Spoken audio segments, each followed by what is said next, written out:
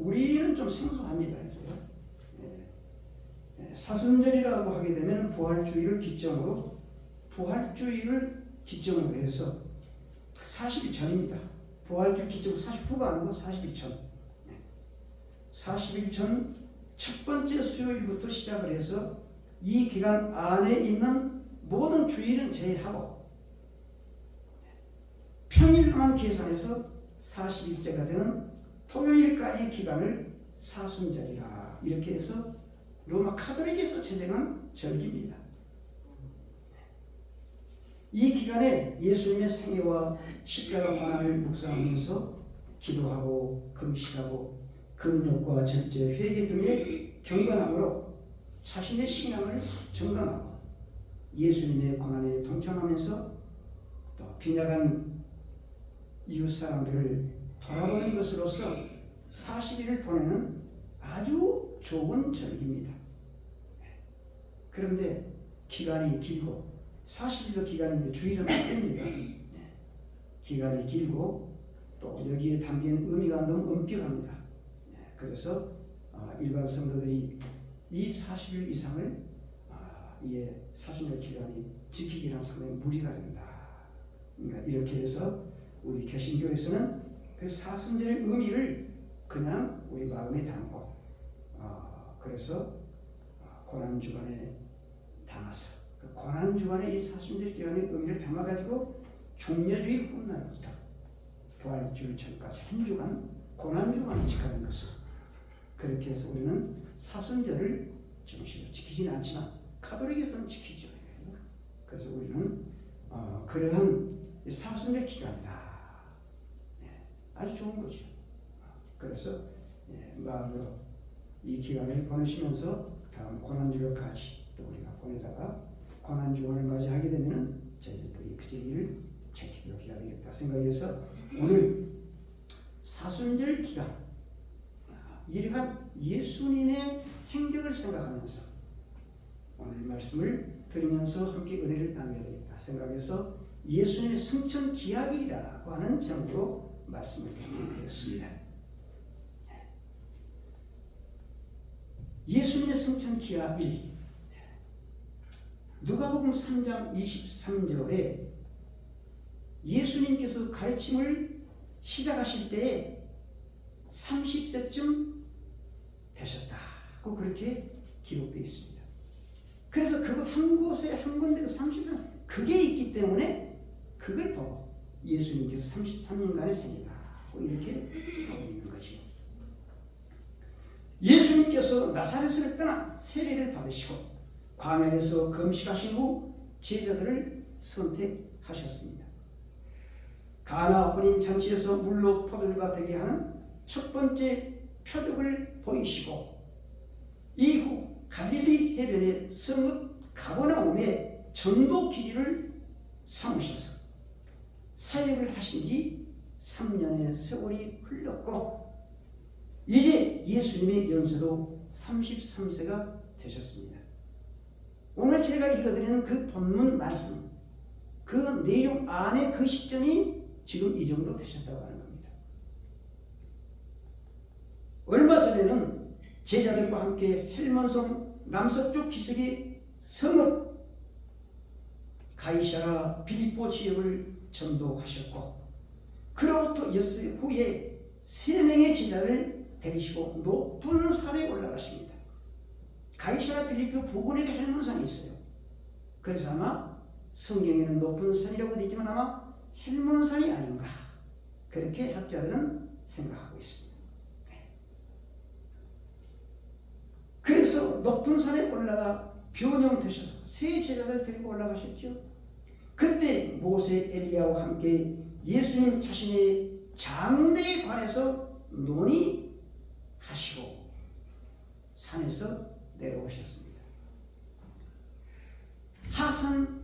하산하시자마자 마치 그날 그 장소에 귀신 들려서 심히 고생하던 아이의 병을 고쳐줍니다. 아마 간질기간이었나 그렇게 해석하기도 합니다. 귀신 들려 심히 고생하는 이 아이의 병을 고쳐주시고 70여 킬로 정도 되는 먼 길을 남하에 오셔서 제자들과 함께 가버나움에 도착해 반세기의 성전 세금도 베드로의 것과 함께 다 납부하셨습니다. 이러한 시점의 때에 예수님께서는 이제 승천할 기약이 찼다. 승천할 기약이 찼다 하시며 예루살렘에 올라가시기로 굳게 결심하시고 제자들과 함께 갈릴리를 떠나 예루살렘의 여행길에 오르셨습니다. 예수님께서 30세 되셔서 공생애를 시작하신 이후에 예수님의 예루살렘 방문은 그동안에 유월절과 수전절 등의 그러한 기간을 통해서 수차례 다녀오신 적이 있으셨습니다. 그러나 이번 예루살렘 여행의 동기는 승천하실 기약의 때를 맞추시기 위한 승천의 기약을 그 승천하실 기약을 맞추시기 위한 굳은 결심에서 비롯된 여행입니다. 예수님의 승천 기약일은 십자가의 죽음과 부활과 그리고 오순절날 성령께서 강림하시기까지 필연적 과정의 절차로 연결되어 있기 때문입니다. 예수님께서 승천하시려는 고난의 가슴, 부활의 과정을 거쳐서 승천하시게 되는 거예요. 그런데 승천하실 기약일에 맞춰서 승천할 기약이 찼다 하시며 예루살렘에 가시겠다고 하는 것은 예수님의 십자가의 고난과 부활이 이 승천할 기약과 다 연결되어 있기 때문입니다. 그래서 예수님은 오늘의 여행을 결정하시기 전에도 이런 말씀 3차례나 하셨어요. 예수님 자신이 예루살렘에 올라가 죽임을 당하고 제3일에 살아나야 하리라 할 것을 제자들에게 3차례나 말씀하신 적이 있으셨습니다. 그럼 예수님의 승천 일자는 언제일까요? 승천 기약이 찼다 하시면서 예수님이 내가 고난받을 날이 됐다, 내가 부활 날이 됐다 이렇게 하신 게 아니고 승천할 기약이 찼다 하시면서 예루살렘에 올라가시기로 결심을 하셨다고 하니까 그러면은 예수님의 승천 일자는 언제일까요? 지금 그 날짜 맞춰서 가시려고 하는 겁니다. 사도행전 1장 3절과 8절과 12절에 부활 후 예수님께서 부활하신 후 40일째 되는 날 감람산에서 승천하셨다고 기록되어 있습니다. 사도행전 1장 1절과 8절과 1장 3절과 8, 12절에 기록되어 있어요. 승천의 기약, 승천 날짜가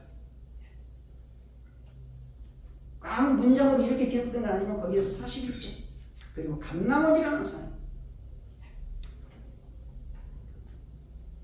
그래서 부활 후 40일째 되는 날 감람원에서 승천하셨다가 이렇게 기록되어 있는 것입니다. 다만 후대의 사람들이 하나님께서 세상을 창조하시고 안식하신 7일간의 날수를 그 날수에다가 요일을 붙였습니다. 월화수목금토일. 그래서 하나님은 세상을 엿새 만에 창조하실 동안 창조하시고 제7일에 7일을 안식하셨습니다. 그래서 그 7날에 요일을 붙였죠. 그래서 월화수목금토일이다. 그래서 후대의 사람들이 이와 같이 하나님께서 세상을 처음 안식하신 7일간의 7일간의 날수에 그 날짜에 요일을 붙여서 그래서 예수님께서 승천하신 날은 부활하신 후 40일째 되는 날인데 그 날이 목요일이다. 고 이렇게 계산했습니다. 근데 틀리지 않았어요. 정확해요. 요일은 사람이 붙인 겁니다. 그래서 카톨릭에서는 예수님 부활년 40일간을 사순절이라는 기간을 정해서 지키고 있으나 우리 개신교에서는 고난주간만 지키고 있는 것입니다. 그래서 예수님은 금요일에 고난당하시고 안식일에는 무덤에 계시고 토요일 무덤에 계시고 안식일 다음날 토요일 다음날 일요일날 부활하셨으며 부활하신 후 40일간을 세상에 계시다가 40일째 되는 날 목요일에 감람산에서 승천하셨다고 하는 것입니다. 그러면은 예수님 승천의 생애, 예수님께서 승천하신다는 것과 그 일자는 언제 어떻게 그렇게 정해져 있습니까? 성경에 있습니다. 예수님의 승천하심에 대한 생애의 원천, 예수님은 승천하신다 하는 것에 대한 거기에 대한 그 결정된 그 원천은 성경 창세기 3장 15절입니다. 우리 함께 읽으시겠습니다. 내가 너로 여자와 원수가 되게 하고 너희 후손도 여자의 후손과 원수가 되게 하리니 여자의 후손은 네 머리를 상하게 할 것이요 너는 그의 발꿈치를 상하게 할 것이라. 아멘. 이 창세기 3장 15절이 어마어마한 의미와 진리가 포함되어 있습니다. 그 속에 예수님의 승천하시는 것도 다 이 말씀 안에 포함되어 있습니다. 직접적인 용어만 없을 뿐이죠. 창세기 3장 15절에 하나님께서 선포하신 여자의 후손, 너의 후손도 여자의 후손과 되게 하니. 그래서 내가 너 여자와 원수가 되게 하고 너의 후손도 여자의 후손과 원수가 되게 하리니. 여기에서 여자의 후손은 누구겠습니까? 이건요 웬만큼 성경을 보시고 그리고 교회를 숨기셔. 그리스도지. 장차 오시는 메시아. 그래서 히브리어로서는 메시아, 헬라어로서는 크리스토스, 영어로서는 그리스도, 우리 한국어는 구세주라고 이렇게 하지 않습니까? 그래서 이 여자의 후손은 메시아, 크리스토스, 그리스도, 구세주를 말하는 겁니다. 다음에 이 뱀의 여자의 후손은 네 머리를 상하게. 지금 하나님께서 창세기 35절 지금 하나님께서 누구예요? 그 앞에요? 아담과 범죄 죄인 아담 그리고 뱀이 지금 있어요. 거기 지금 처벌 받고 있습니다. 지금 벌 받는 거예요. 여기에 여자의 네 머리를 뱀 네 머리를 상하게 할 것이다 하는 이 뱀의 머리는 누굽니까? 마귀의 권세입니다. 여자의 후손이라는 그리스도를 말하며 뱀의 머리는 마귀의 권세를 말합니다. 그래서 장차 그리스도와 마귀와의 영적 전쟁이 펼쳐질 것을 말씀하신 것이었습니다.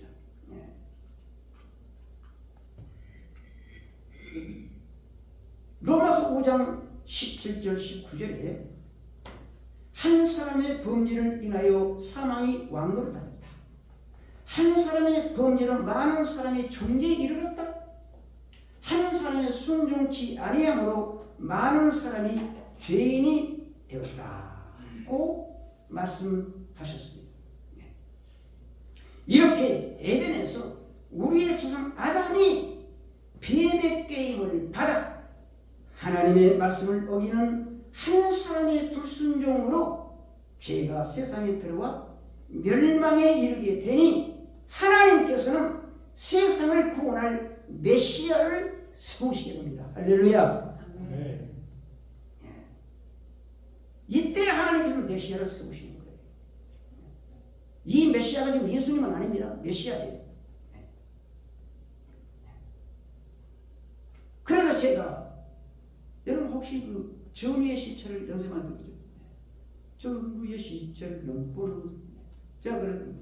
영원전 영원전 영원전에 하나님 계셔서 천지 만물 창조하신 창조주 하나님 하늘 보좌 창탈하면 사탄을 처벌하며 곧 메시아를 세우시는 여호와 하나님. 제가 그렇게 1, 2, 3절까지 제가 가사 붙여가지고 제가 잘 부르요. 하나님께서 메시아를 이때 세우신 겁니다.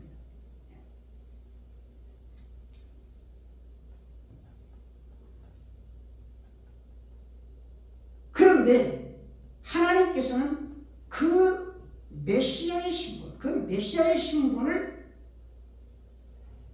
하나님의 독생자, 자기 아들입니다. 하나님의 독생자, 자기 아들. 하나님의 독생자에게 그 메시아의 사명의 옷을 다 입힙니다.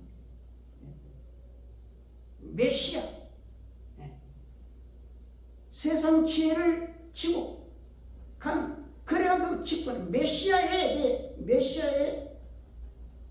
하나님께서는 내 아들 독생자를 옷을 입혀서 그 독생자가 인간이 되어서 베들레헴에 탄생케 하신 것입니다. 이게 하나님의 사랑이에요. 그래서 예수님이라고 하지 않고 예수 그리스도라고 하는 겁니다. 그래서 예수 그리스도예요. 그리스도는 메시아의 직분입니다.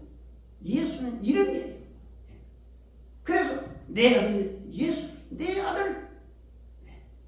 그래서 태초의 말씀이 계시니라. 이 말씀이 하나님과 함께 계셨으니 이 말씀은 곧 하나님이시니라. 말씀이 육신이 되어 우리 가운데 가시며 우리가 그의 영광을 보니 아버지의 독생자의 영광의 은혜와 진리가 충만하더라.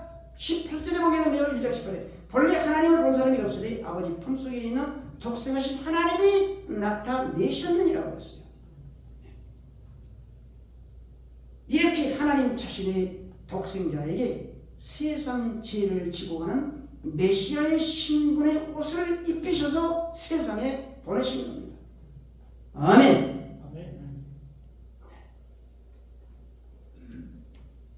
그래서 예수 그리스도의 생애 속에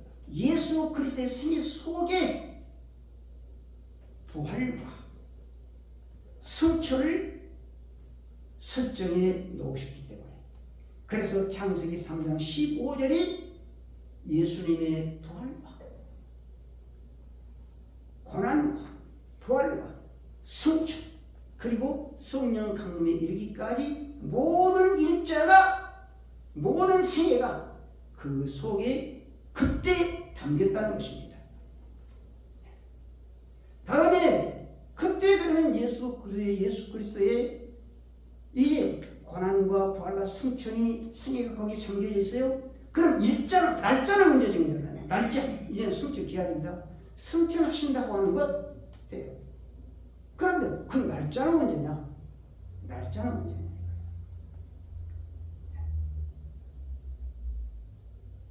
이 날짜는 이스라엘이 애굽을 출발하던 BC 1446년 1월 14일 저녁입니다. 니산을 아비발이라고 합니다. 이 니산 이거는 성경력이 말하는 거예요. 태양력이 아닌. BC 1446년 1월 14일 저녁에 불에 구운 고기와 누룩 없는 빵과 씀나물을 지팡이를 잡고 서서 그 급히 음식을 먹으라. 급히 먹으라고 했어요. 서서 먹으라. 빨리 도망가라고. 그래서 이렇게 급히 음식을 먹는 그 유월절을 지키고 2월 14일입니다. 유월절을 지키고 그날 밤 애굽을 탈출해 홍해를 건너 시내산 아래 장막을 치니 2달 만이라고 해서 3월달이라고 했어요. 장막을 치는 거예요. 그래서 오면서 느디딤 전투를 기두고 그래서 이제 시내산 아래 장막을 쳤습니다. 그리고 그곳에서 10여 개월 정도 머무르게 됩니다. 1년 360은 조금 못 돼요. 그러나 거의 1년 가까이 된 겁니다. 그런데 오늘 2달 걸렸죠? 이곳에서 한 10여 개월 머무르게 됩니다.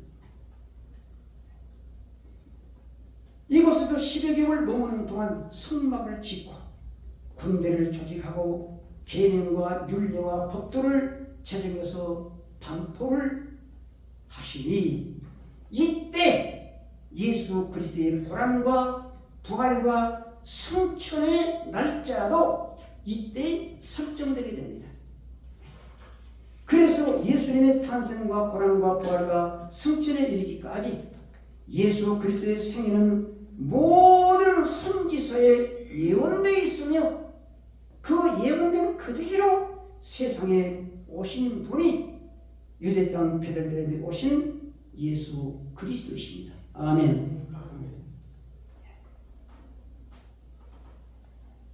예수님의 예루살렘 여행에 대한 결심의 동기는 예수님께서 예루살렘 여행을 해야 되겠다 하는 그런 결심의 동기는 승천 기약일을 지키고 그 날짜 예수님 지킵니다.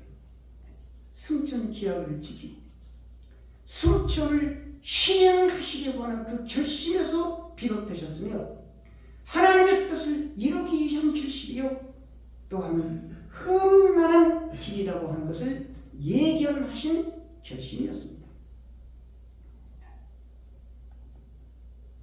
이스라엘 백성들이 광야에서요 왜 그렇게 온나오고 실망하고 그러냐면 그렇게 고난의 길인지를 모르고 왔어요. 딱 나와보니까 그랬거든요. 그래서 그런데 예수님께서는 지금 예루살렘에 가신다는 게요 평탄한 길이 아니다. 이거는 고난의 길이다 하시는 것을 예수님은 미리 다 예견하셨습니다. 예견하시고 가시겠다고 하는 거예요.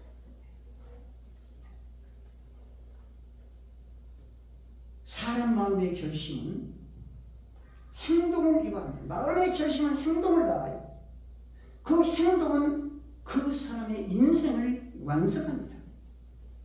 그래서 마음의 결심이 대단히 중요한 거죠.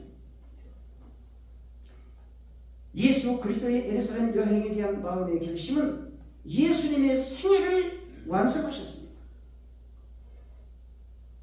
예수님의 예루살렘 여행의 최종 목적지는 승천하실 감람산입니다. 성경에 감람이 기록된 건 아니에요. 그런데 예수는 감람산에서 승천하셨어요. 예수님의 예루살렘 여행의 최종 목적지 승천하실 감람산이요. 감람산에 도착해야 할 시점은 언제냐? 오순절 10일 전. 오순절 10일. 사람들이 그날을 요일을 맞은 목요일. 오순절 10일 전 목요일까지 도착하셔야 돼요.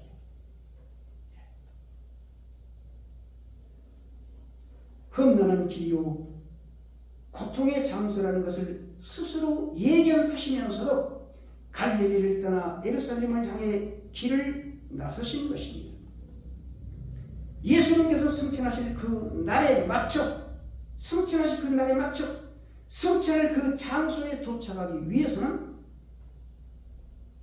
험한 욕설과 힐란이 쏟아지는 가야바의 뜰을 지나야 되고 조롱과 희롱의 장 헤롯의 궁전을 거치고 태형과 극형이 언도된 빌라드의 법정을 경유해서 그리고 골고다 언덕에서 십자가 형틀에 목숨을 바칩니다. 죽는 거예요. 그리고 죽었으니까 무덤에 묻혀야죠. 사망의 무덤에 들어가셨다가 그 사망 권세를 이기고 부활하셔야만이 비로소 승천의 장소 감람산에 오르시게 되는 승리의 예수 그리스도가 되시는 겁니다. 할렐루야.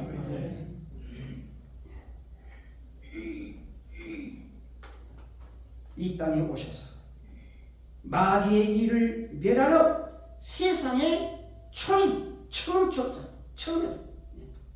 초림하신 예수 그리스도는 내가 아버지께로 나와서 세상에 왔고 다시 세상을 떠나 아버지께로 간다고 요한복음 16장 28절에 말씀하신 대로 예수님은 죽음과 부활과 승천을 통해 제1차의 사명 요한일서 3장 8절의 말씀 마귀의 일을 멸하시는 초림의 사명을 완수하시고 하늘에 오르신 겁니다. 할렐루야. 네. 하늘에 오신 예수 그리스도는 하나님 우편에 계시며 거기로서 장차 마귀 자체를 멸하고 이번 처음 오시던 마귀는 그냥 뒀어요. 마귀 한 일만 멸했어요. 그러나 이제 장차 재림하시는 예수는 마귀 자체를 멸하고 체포합니다. 체포해서 가둡니다. 천년이 있다가 또 나와요. 그때는 완전히 잡아서 불못에 던집니다. 그래서 하늘에 오신 예수 그리스도는 하나님 우편에 계시며 거기로서 장차 마귀 자체를 멸하고 산자와 죽은 자를 심판하시는 제2차 사명을 위해서 세상에 다시 재림에 오실 것을 우리는 확실히 믿습니다. 아멘. 예수 그리스도의 메시아에 대한 사명은 우리 지상 모든 교회의 사명이요 우리 성도 각자의 사명인 것입니다. 예수 그리스도의 생애는 하나님께서 성경의 인물과 사건과 선망 및 성전과 절기와 제사 속에 예시해 놓으셨습니다. 예수 그리스도는 자신의 생애에 설정된 인생의 길을 스스로 찾아서 깨달으시며 그 깨달으신 삶의 길 또한 스스로 걸어가셨습니다. 자신의 사명을 제자 베드로에게 아이고 너 담배 좀 막아라. 내가 성결하게 언제쯤 되냐? 예수님 그렇게 물어보시거나 아이고 내 좀 피곤하니 네 요한이 네 젊으니까 네가 좀 대신 대행시키거나 하지 않으시고 예수님께서는 스스로 자신의 삶의 길을 스스로 깨달으시고 스스로 자기 길을 스스로 가셨습니다. 우리 성도는 자신에게 주어진 삶의 길을 스스로 찾아갈 것입니다. 제가 목회를 해보니까 그래도 하나님의 일은 하려고 하면 한이 없이 많아요. 끝이 없이 많습니다. 하나님의 일. 그러나 안 하려고 하면요 별로 할 게 없어요. 이것이 하나님의 일이요 교회의 일이에요. 교회의 일은 할 참여는 한없이 많습니다. 찾다보게 되면요 아이고 내가 돈 있어야 되겠구나. 왜? 참 어려운 사람 구제하고 그리고 섬겨 예배당 기회 뭐야? 아니 누가 할 것인데 내가 하면 누가 하지? 아이 그래도 이거 건축 어떻게 해야 돼? 이거 어떻게 해야 돼? 그래서 자기 스스로의 내가 물질의 복을 받아야만 되겠구나. 왜? 내가 잘 먹고 잘 살려고 하는 게 아니라 하나님의 일을 하려면 내 집도 살고 나도 살고 하나님의 교회의 일도 살고 그래서 우리 하나님의 교회를 섬기는 우리의 성도는 2배가 필요해요. 내 집도 내 삶이야. 하나님의 집도 살림을 해야 되기 때문에 얼마나 많은 돈이 필요합니까? 저도 스스로 느낀 거예요. 건강해야 돼. 그래서 눈을 부릅뜨고 어떻게 내 몸, 내가 잘못 가도 그게 아니에요. 내가 쓰러지면 내가 목사가 쓰러지면 제가 매주 가장 걱정하는 거였어요. 혹시 내가 이거 쓰러지고 하게 되면 교회를 섬기러 온다. 오히려 이거 아주 필요해요. 그래서 굉장히 신경 쓰면서 스스로의 건강을 살피려는 거예요. 그래서 감사하게도 한국에 있을 때보다도 그때나 건강이 더 일환이고 더 하나님께서 건강을 주시니 할렐루야. 네. 네. 제 마음의 소원 하나님의 교회를 섬기려면 제가 건강해야 되지 않습니까? 네. 그래서 여호와를 기뻐하라. 저가 네 마음의 소원을 이루어 주시리로다.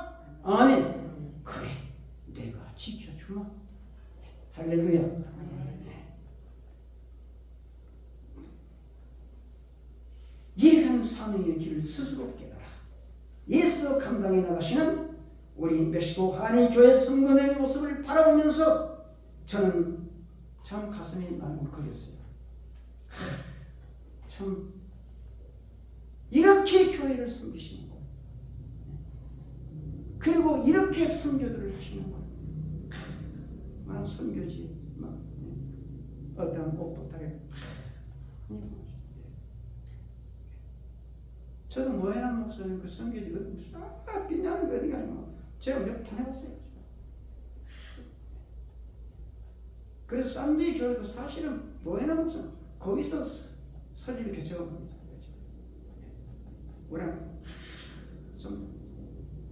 우리 멕시코 한인교회 우리 성도님 너무 참 헌신적으로 희생적으로 받들어 섬기는 이러한 모습을 바라보면서 저는 마음이 울컥하며 제가 오히려 부끄럽구나 하는 것을 제가 느끼는 거예요. 그러나 여기에서 멈추거나 머무르지 아니하고 계속 사명의 길을 찾아 나서는 복스러운 성도 여러분이 되시기를 예수님의 이름으로 축복합니다. 아멘. 예수님께서는 부활하신 후 마태복음 28장 18절에 20절에 제자들에게 이렇게 말씀하십니다. 하늘과 땅의 모든 권세를 내게 주셨으니 하늘과 땅의 모든 권세를 내게 주셨으니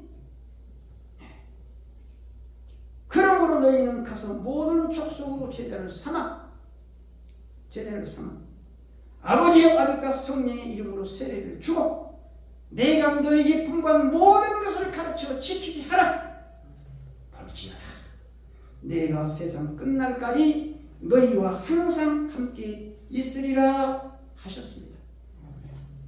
그런데 이 말씀을 살펴보면요, 여기에 하늘과 땅의 모든 권세를 내게 주셨다 그랬잖아요. 하늘과 땅의 모든 권세를 주셨다. 모든 권세 속에는 물질도 있고요, 여러 가지 권력도 있고 다 있다는 거, 모든 권세를. 그래서 내가 그 권세를 받았다. 내게 주셨어.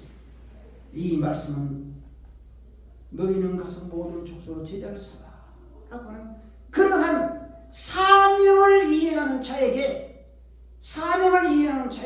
감당할 수 있는 필요한 여건을 얼마든지 제공해 줄 수 있다. 내가 그런 능력이 있다. 그렇게 해주마 하시는 말씀입니다. 할렐루야. 아멘. 또한 내가 항상 너희와 함께 있으리라. 내가 항상 너희와 함께 있으리라고 하는 이 말씀은 뭡니까?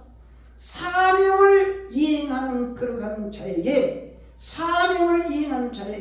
그의 신변과 신분도 확실히 지켜주겠다. 할렐루야. 그래서 사도 바울은 너희의 능력 주신 자 안에서 내가 모든 것을 할 수 있느니라고 했습니다. 우리 멕시코 한인교회 사랑하는 성도 여러분, 예수님의 결심은 우리의 결심이요, 승천은 우리의 승천이며 예수님의 영광은 우리의 영광입니다. 아멘. 우리가 사순절을 공식적으로 지키진 않지만은 사순절 기간에 예수 그리스도의 행적을 생각하시면서 그리스도의 고난에 마음으로 동참하시면서 예수님의 부활과 승천과 영광 함께 누리시는 저와 여러분 되시기를 예수님의 이름으로 축복합니다. 아멘. 찬송